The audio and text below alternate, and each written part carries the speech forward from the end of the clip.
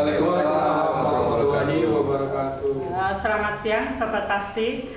Siang hari ini saya ditemani Bapak Suwani Pringadi. Kita akan bincang-bincang melalui podcast kita.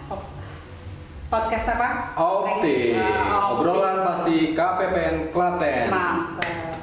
Siang hari ini kita ditemani oleh para narasumber, yaitu dari Koperasi Mitra Duafa. Ada siapa, Mas? Kenalan dong. Ya, dengan saya Obi Suteja. Mas Obi Suteja. Terus ini ada Pak Mas Eko ya? Iya. Mas Eko ini dari Omah Kopi Ngeplak sama Mas Indra. Sama Mas Indra nih. Mas Indra ini juga dari Koperasi Mitra Duafa. Kalau minggu kemarin kita sudah ngobrolin temanya apa Pak Pri? Kemarin kita ngobrolin pengenalan Umi, berkenalan dengan Umi. Waktu itu yang hadir adalah Ibu Indah, pemilik usaha Kurnia Arneti atau Net Snack ya. Jadi karena sudah berkenalan sama Umi, hari ini kita akan mencoba mencari tahu kisah sukses di balik Omah Kopi Ngeplak milik Bapak Eko yang kita datangi hari ini. Mas Eko ini debitur dari Koperasi Mitra Duafa ya? Iya betul. Mas Sobi mau tanya ini, kalau Koperasi Mitra Duafa ini mulai menyalurkan pembiayaan ultramikro itu mulai tahun berapa ya? Ini alhamdulillah dengan sangat kebetulan sekali ini pas kebetulan pilot project, yaitu dari tahun 2017. Ya, dan kebetulan kita termasuk lembaga Linkpad pertama yang ada kerjasama dengan UMI asuransi tersebut, yaitu Komida. Waktu itu masih modal awal 50 juta. Ya, sampai sekarang ini outstandingnya atau pembiayaan yang sudah disalurkan itu secara nasional kita sudah 870 miliar. 870 miliar. Luar biasa. 50 juta tadi itu apa tuh Pak? Pas awal, penyaluran awal. Awalnya, awal adanya Umi Pak. Itu kurang Indonesia gitu ya? Iya, 50 juta aja. kita sama. Udah hampir 6 tahun berarti dengan sekarang kita sama dengan Umi. 50 juta menjadi 870 miliar. 870 Yang miliar, sudah Sobat Pasti, luar biasa. Ini kalau berdasarkan data rekon di aplikasi SIKP ini, Komida ini termasuk paling banyak ya Mas ya, debitur ya? Iya betul. Berapa tadi Mas jumlah debitur? Untuk debitur ada 137.746 debitur. Dengan tadi pembiayaan yang sudah disalurkan 870 miliar tadi. Seperti itu. Luar biasa. Luar biasa. Kalau untuk Koperasi Mitra Duafa yang di Boyolali itu meliputi area mana ya? Nah, yang pertama kita ada 2 cabang untuk di wilayah Boyolali, yaitu yang pertama cabang Ampel, itu kita meliputi ada 7 kecamatan. Ampel itu 7 kecamatan? Iya, 7 kecamatan. Kemudian yang kedua adalah cabang Karanggede, meliputi yang kita layani itu ada 6 kecamatan. Nah, total debitur untuk Boyolali kita ada 1.100 debitur. Tahun ini? Iya, sampai sekarang yang sudah kita layani. Ya, dengan pembiayaan yang sudah disalurkan yang dari Umi ini ada sekitar 5 miliar. Gitu. Itu 5 miliar itu untuk Boyolali saja? Betul. Nah, itu belum semuanya. Kemungkinan besar ini akan terus berkembang secara bertahap. Ya, dan ini cukup respon sangat bagus lah di anggota-anggota kita atau di debitur-debitur kita. Gitu. Kalau Mas Indra ini yang di wilayah Ampel? Iya, kebetulan yang bertanggung jawab di cabang Ampel, yang dimana anggotanya debiturnya adalah Omah Kopi ini. Gitu. Jadi luar biasa ya, karena data terakhir itu kan menyebutkan bahwa jumlah penyaluran sampai dengan 14 Oktober kemarin, Pak, itu 23 triliun. 23 triliun diantaranya 870 itu dikelola oleh Komida. Jadi memang ada 10 ya, Luis ya, ada 10 penyalur. Ya. Ada 10 berarti memang Komida kalau nggak di ranking 2 maka berada di ranking 3. Iya, Pak. Memang kalau berdasarkan data di aplikasi SIKP ini, Komida ini termasuk penyalur yang besar. Betul. Mas Indra mau tanya, kalau yang Ampel ini wilayahnya mana saja? Kalau yang wilayah Ampel sendiri kita kan yang tadi sudah disampaikan dari Pak Topi. Kita garap 7 kecamatan, Mojosono, ada Ampel, terus untuk yang Candi, ada juga Cepogo, sama Musuk, sama Sambi, Selo, juga. Jauh-jauh ya. Hanya ribuan. Ada berapa tadi, Mas? Yang Boyolali? Yang Boyolali ada 1.100 di situ. 1.100, Mas. 1.100 deh. Jadi nanti kalau mau survei kunjungan, wah nanti dengan ini pendampingnya ada Mas Indra ini. Nah, itu kan wilayah gitu. Dengan demikian Om Kopla berarti kan berhubungannya sama Pak Indra nih. Betul, dan secara langsung lah. Nah, kalau itu minta tolong dari dua pihak nih ceritakan asal mula pertemuannya gitu lah ya istilahnya ya. Gimana kok Pak Eko bisa kenal sama Komida itu? Gitu. Ceritanya gimana? Iya, terima kasih. Sebelumnya perkenalkan dulu, nama saya Eko Budroso dari Om Kopla. Jadi kadang orang berpikir Om Kopla itu apa tuh yang Kopla? Kadang mikir orangnya Kopla jangan-jangan. Nah, Om Kopla itu adalah dari singkatan dari brand kami. Brand kami adalah Omah Kopi Kopla. Jadi Omah Kopi Kopla sama Om Kopla itu sinkron. Jadi Om Kopla itu Omah Kopi Kopla. Bukan omnya yang Kopla ya. Tolong dihapus. Ya, terus kita bicara tadi tentang Komida. Kami kenal dengan Komida adalah di sini dulu kan udah ada gabungan ibu-ibu. Sebenarnya kan istri saya yang ikut Komida.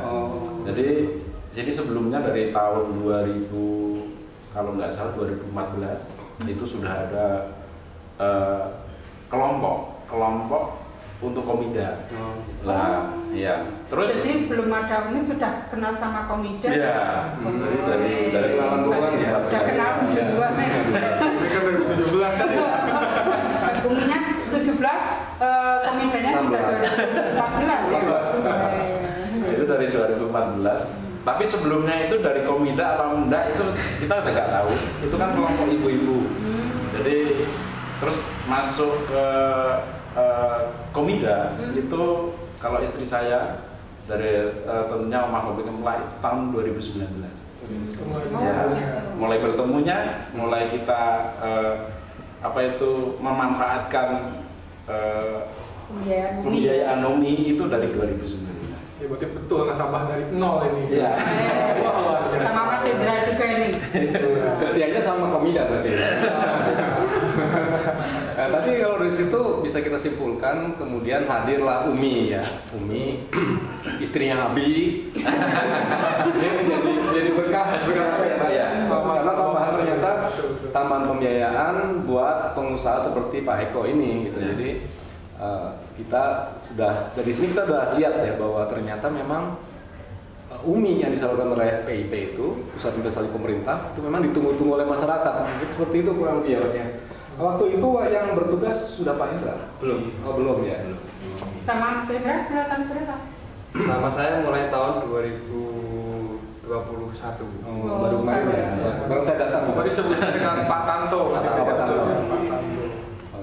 Terus kalau dari pihak Komida ini melakukan pendampingan nggak sama debitur Umi? Misalnya pelatihan atau apa gitu? Nah itu justru di Komida ini itulah malah yang paling penting, yang paling utama. Jadi kita melakukan pelatihan, yaitu pendampingan seperti monitoring, gitu kan, setelah mendapatkan pembiayaan, kunjungan, mendatangi rumah atau usaha anggota khususnya, sejauh mana perkembangan usahanya, gitu kan. Kemudian kita ada misalnya pelatihan-pelatihan lain yang dilakukan oleh staf khusus kami, namanya Komde. Seperti pelatihan keuangan, literasi keuangan, seperti itu pelatihan kesehatan, ya. Termasuk pelatihan kesehatan. Betul, ada tim khusus kebetulan ini ada di cabang Ampel, ya, yaitu Mbak Fitri, ya, staf dari kami untuk kesehatan. Atau Komplek ini adalah sebagai support untuk usaha-usaha anggota, termasuk kemarin yang diundang kemana Pak waktu kita Ancol ya, itu didampingi oleh pemerintah gitu ya, khusus untuk pendampingan usaha-usaha tersebut. Gitu. Saya tahunya kalau penyalur itu cuma pelatihan aja. Iya. Ternyata ada pendampingan kita. Ada nilai tambah yang diberikan berarti Gus ya.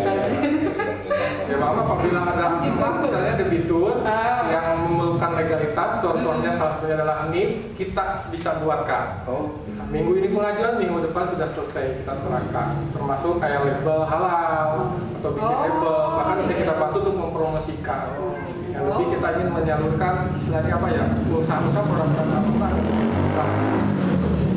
Nah, Pak kan ternyata bukan sekedar apa namanya monitor. Dia monitor itu kan mungkin disertai dengan catatan gitu nih. Betul, ada. Dia ada catatan misalnya Om Kopla bulan ini produksinya atau ya produksinya gitu ya, produknya lebih besar daripada yang kemarin, mungkin gitu nih. Ada catatan di sana? Kalau catatannya setiap setahun sekali, itu namanya kunjungan, setiap setiap minggu, tergantung kebutuhan gitu. Yang secara tertulisnya itu setahun sekali setelah rapat pembiayaan. Gitu. Ya, untuk mengontrol lah agar kita pun ya tidak hanya meminjamkan udah gitu kan, tidak diperhatikan pendampingannya. Jadi kita itu yang bisa apa namanya dianggap sebagai nilai lebihnya gitu. Nah, karena tugas yang begitu banyak gitu ya. Sementara Pak Hendra kan membawakan 7 wilayah tadi ya, 7 wilayah.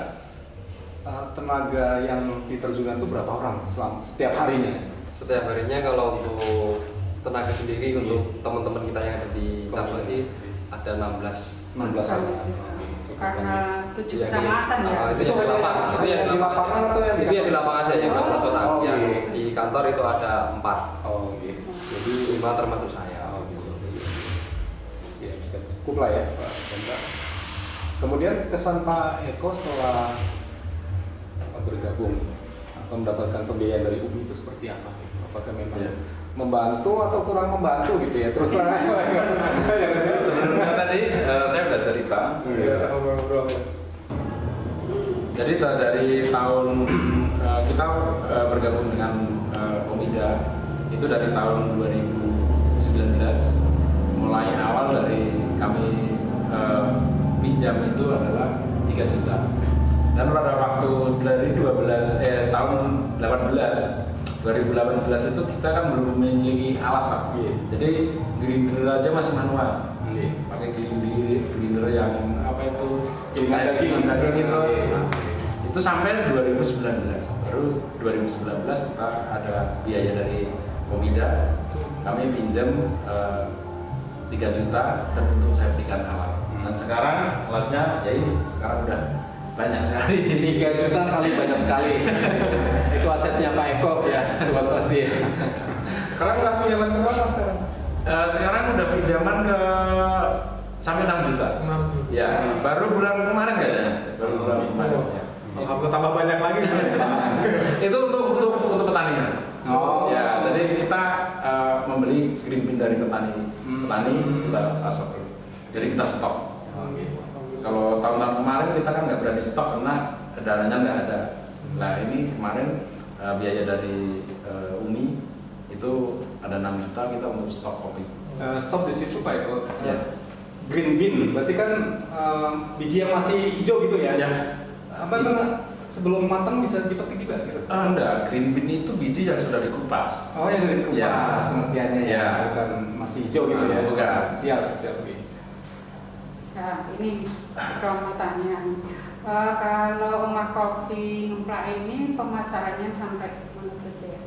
Kalau untuk pemasaran itu yang sekarang ini yang banyak adalah Jogja sama Jakarta. Tapi kita sudah menambah lagi ke Sulawesi dan Kalimantan. Oh luar biasa. Sulawesi dan Kalimantan. Interinsuler. Ya. Nah, kalau Pak Hendra mungkin Bu Is, kita tanya Pak Hendra nih, kan Pak Hendra dari 7 wilayah itu ya. Salah satunya jelas yang sukses, boleh kita bilang sukses. Lahir batin itu Om Kopla. Ya. Selain Om Kopla ada lagi nggak yang Kalau untuk saat ini sih belum ada sih Pak. Belum ada ya? Berarti ya, berarti. Jadi doan yang only ya. Merintis berarti sukses utama. Luar biasa. Ini selain pemasaran secara langsung ya. Ya. Ini kalau Pak Eka sudah lewat marketplace enggak? Misalnya Shopee atau Bibi. Kalau kemarin Mbak Indah itu sudah lewat Shopee sama Bibi ya. Kalau Pak Eka sendiri? Kalau di rumah kopi Mbak sendiri juga sudah. Sudah okay. Melalui apa itu pemasaran melalui Berapa marketplace Pak? Iya, marketplace itu dari di Shopee. Oke. Hanya satu. Ya, hanya satu. Rumah kopi Mbak di Shopee itu berada. Ya. Dan rajanya kopi mungkin. Jangan salah ini. Uminya binaan KPP ini sudah hebat-hebat. Pemasarannya itu nggak cuma secara langsung, tapi juga sudah lewat marketplace.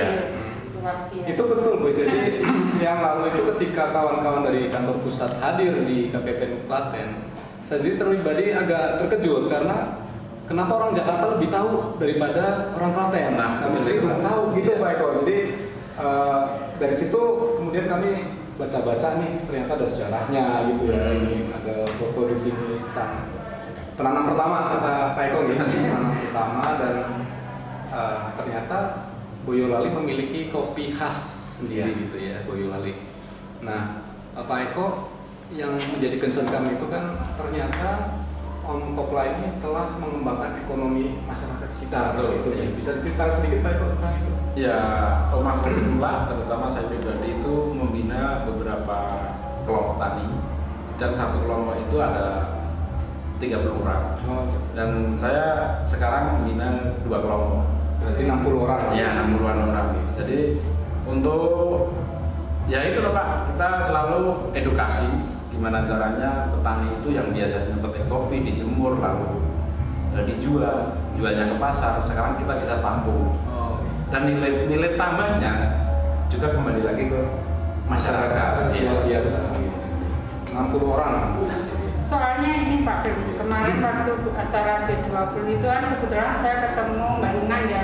Ini partner bisnisnya Pak Eko ini. Jadi ternyata beliau-beliau ini sudah kelasnya ekspor Pak. Ekspor. Walaupun Umi, tapi ini sudah ekspor ini Pak. Sampai kemana saja ini Pak ekspor? Ya kemarin 2021 kemarin kita ekspor ke Jerman. Kita bergabung dengan koperasi Kopinang, itu koperasi Indonesia, koperasi kopi Indonesia. Nah itu kemarin waktu di G20 juga saya ajak di sana Mbak Inangnya karena mereka menguasai bahasa. Jadi kalau di G20 itu kan banyak orang asing, jadi ya saya ajak ke sana, saya kenalin. Bahkan besok ini mau G20 itu di Bali, Mbak Inang ikut ke sana. Luar biasa. Nah, untuk yang ekspor itu hanya Jerman saat ini Pak? Ya, baru Jerman. Dan nanti akan ke Belanda gitu ya, Belgia, Amerika, Inggris. Ini berkat binaranya Mas Oki sama Mas Indra ya, sukses ini. Alhamdulillah. Sekarang sudah punya peralatan lengkap. Ini kalau saya lihat ini di etalase-nya ini ya, kopinya banyak ya. Ini kopinya apa saja ya? Ya, kalau di daerah sini, saya mengutamakan adalah produk lokal Pak. Produk lokal. Ya, jadi saya benar-benar kopi dari wilayah Boyolali. Dan wilayah Boyolali itu yang banyak adalah di Kecamatan Ampel sama Kecamatan Blereksari. Jadi 2 kecamatan ini emang kopinya sampai sekarang masih banyak. Dan saya memanfaatkan itu. Saya memang benar-benar kopi khas Boyolali. Kopi khas Boyolali. Ya, khusus Boyolali. Jadi ada Arabica, ada Robusta, ada kopi nangka. Kopi nangka itu dari jenis kopi Liberica. Liberica. Ya. Kopi nangka. Nah Pak Eko, lini produknya kan banyak nih. Ada berapa bungkus di sana? Sebetulnya ada berapa kemasan lah istilah gitu ya. Pak Eko bikin saat ini. Sudah ada 6 kemasan Pak. 6 kemasan. Ya. Termasuk yang apa? Yang pakai botol atau apa itu topless ya? Topless itu juga ya. Jadi ada kopi Arabica. Arabica itu kan di sini ada 2 gunung. Jadi di Gunung Merapi sama Merbabu itu udah beda, taste-nya juga udah beda. Jadi disendirikan, jadi nggak dicampur. Jadi ada Arabica Merbabu, Arabica Merapi. Terus ada Robusta Robusta TS. TS itu dari Klon Tugu Sari. Terus ada Robusta Jawa, Robusta yang asli, tanpa sambungan, tanpa stek. Ya itu sini dinamakan Robusta Jawa. Terus ada lagi kopi rakyat yang kelima. Kopi rakyat ini dari jenis kopi tiga-tiganya. Di house blend dijadikan satu, dikawinkan bertiga. Jadi Arabica sama kopi nangkanya untuk aroma, untuk bodinya saya ngambilnya dari Robusta. Jadi pahitnya Robusta. Terus ada juga kopi herbal. Kopi herbal itu kopinya kopi khusus, kopi lanang. Jadi nanti dicampur dengan herbal. Kopi lanang itu apa itu, Pak? Kopi lanang itu ada kopi lanang, ada kopi wadon. Kayaknya kita paham ya. Kalau kafe lebih tertarik. Kopi khasiatnya itu, herbal apa itu? Ya karena kopi lanang itu kan dari buah. Biasanya itu kan ada biji kopinya 2. Oh gitu. Oh yang ini mungkin Pak Eko? Ini bukan?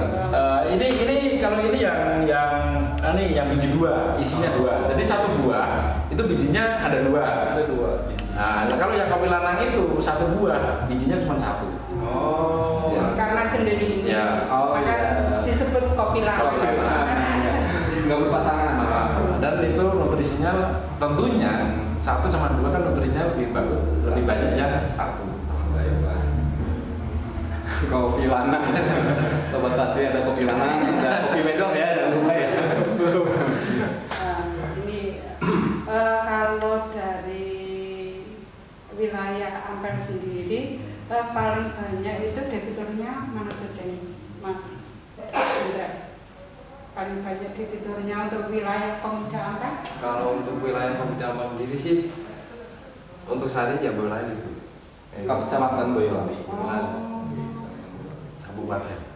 Jadi setiap kecamatan itu ada koperasi mitra apanya ya? Ada tadi yang disebutkan di 7 kecamatan tadi. Oh iya. Gitu. Berarti ada debitur uminya gitu di 7 kecamatan tersebut. Ya bisa dibilang sudah merata, gitu. Sudah ada perwakilan lah seperti itu. Mudah-mudahan ini bisa merata semuanya, debitur umi semua. Amin. Yang paling inspiratif ini bunganya Mas Indra ini sudah sukses luar biasa sampai ekspor. Anak emas dari Komida. Jadi masing-masing penyalur ternyata punya dalam tanda kutip anak emas Pak Bi. Ya pasti. Karena memang akselerasi perkembangan usaha yang bersangkutan kan berbeda-beda ya. Kayak di kemarin kita Pegadaian itu puisi. Iya. Itu Kurnia Arneti itu jadi anak emas juga gitu. Memang sama punya cerita yang mirip dengan Pak Eko, kemudian terus mengembangkan produk gitu. Semua bahan sekarang mau dicoba gitu. Jadi mungkin Pak Eko juga sama, saya yakin nanti sama juga dari 3 jenis kopi itu bisa mungkin kalau ditemukan kopi yang baru bisa berkembang lagi. Kopi lanang tadi.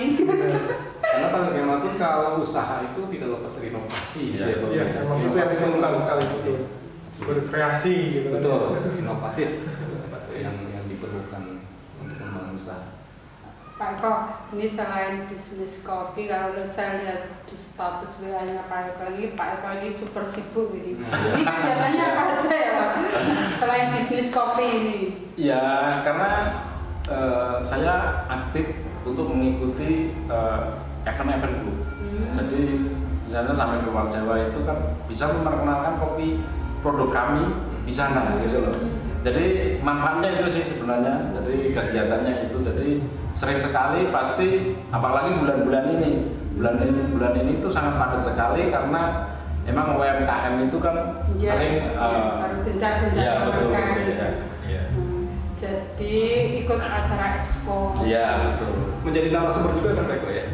Iya, narasumber banyak yang sering mengundang Pak Eko. Ya dari kementerian juga pernah. Oh, termasuk dari kementerian. Mengadakan sendiri? Kalau mengadakan sendiri malah belum Bu. Ini untuk di tahun yang akan datang ya. Nanti kita bikin kelas di sini. Nah betul ya. Pak Eko. Jadi itu juga pasti laku lah sekarang. Ya. Dunia udah berubah ya Pak. Betul. Jadi jual jasa pendidikan itu sangat gampang. Bentuknya seperti itu. Mungkin ya.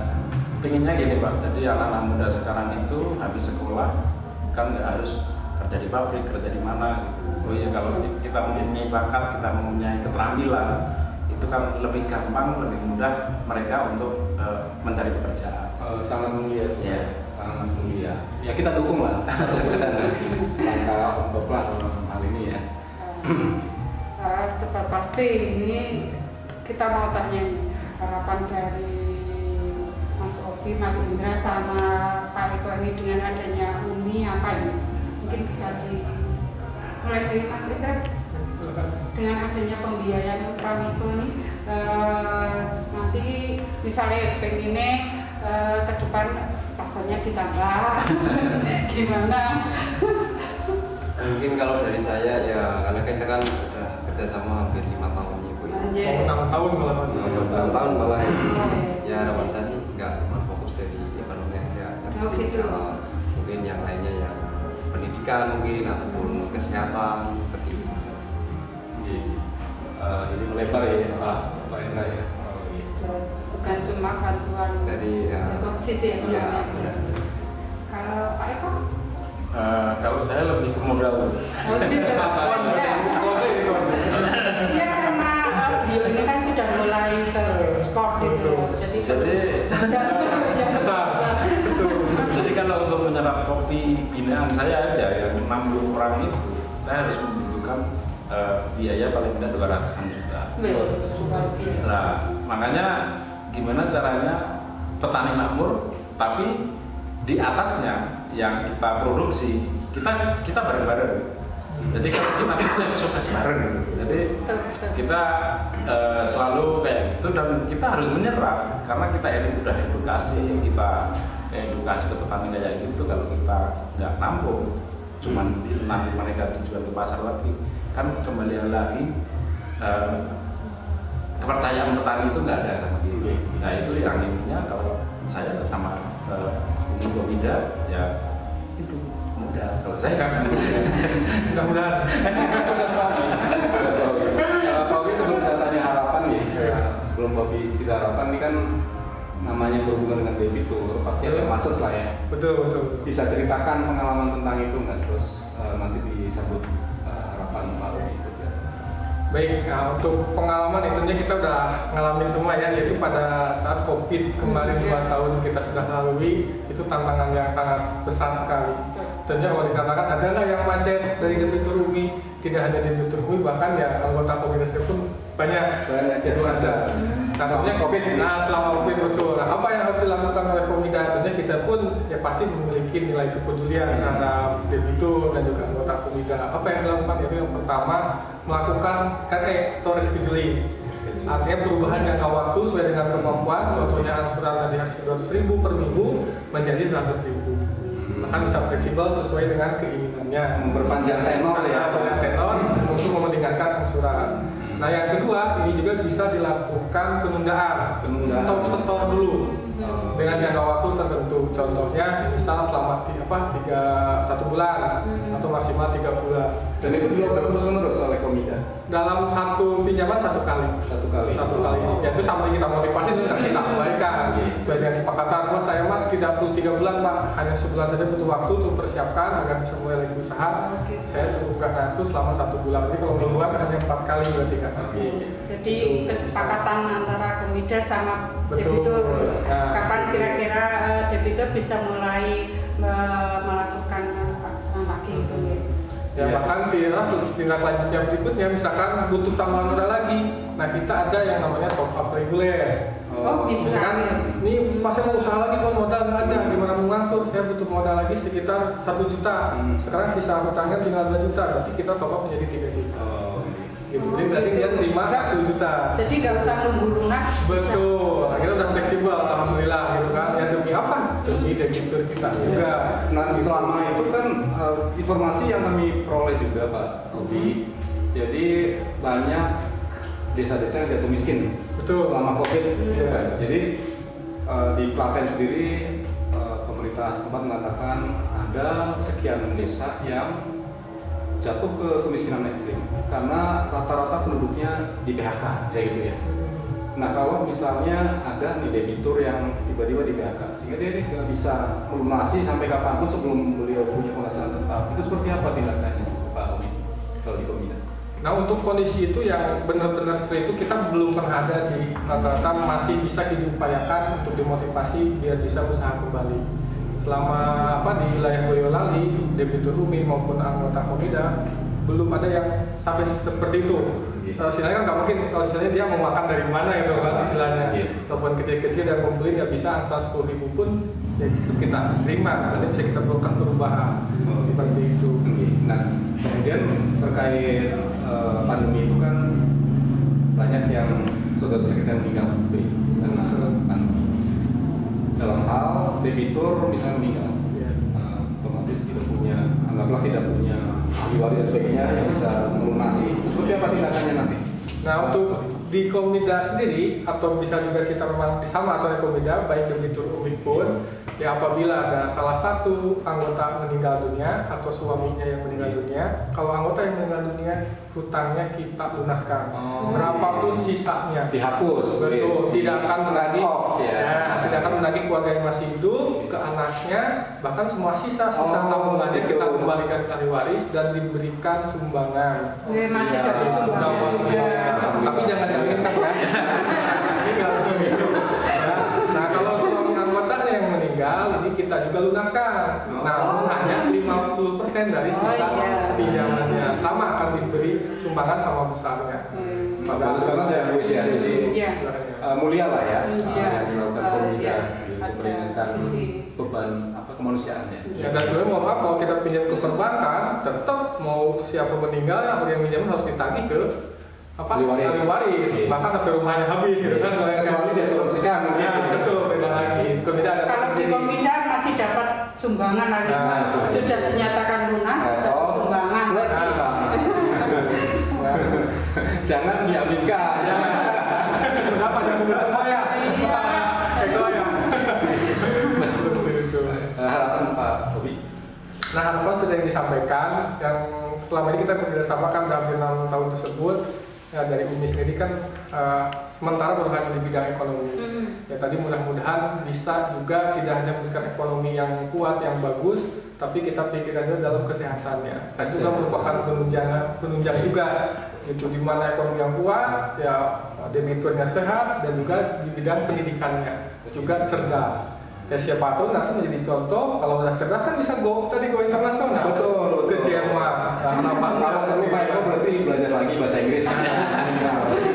Pendidikan di sini ada contohnya seperti dana talangan untuk pendidikan anak-anaknya. Pastikan beliau punya anak. Nah kita tunjang ada dana pendidikan, kesehatan yang menjadi tumpu besar keluarga itu sanitasi jamban. Itu merupakan kunci utama kesehatan dalam rumah atau dalam keluarga. Seperti itu. Dan Umi bisa support itu. Amin. Kalau ini amin. Kalau ini amin. Yang ini amin ya. Sudah pasti ya. Baik, terima kasih. Saya senang sekali bisa ketemu Pak Bobi, Pak Eko ya. Sudah lama kita berhubungan, baru hari ini ketemu. Pak Eko. Ini pertama, Kapri bisa jumpa. Pak Nuwun sudah hadir ya semua. Mungkin itu ya Bu Is ya untuk hari ini. Seru sekali ya. Sebenarnya belum puas ya. Ke kebun. Belum ke kebun. Kapan-kapan kita podcastnya ke kebun Pak. Insya Allah. Demikian Sobat Pasti obrolan kita melalui podcast obrolan pasti KPBN Klaten. Semoga dengan perbincangan kita di siang hari ini bisa menjadi inspirasi buat Sobat Pasti bahwa UMKM kita ini bisa go internasional. Alhamdulillah. Nah, marilah kita tutup siang hari ini Pak dengan slogan kita apa Pak Fri? KPBN Pasti. Kita BBBM ya sekarang ya. Jadi kita lagi BBBM ini. Pasti bisa, pasti BBBM itu yang untuk kantor. Kemudian untuk UMKM terbantu Indonesia maju. Sekarang salam BBBM dulu. Pasti bisa, pasti BBBM. UMKM Indonesia, UMKM terbantu Indonesia maju. Wassalamualaikum.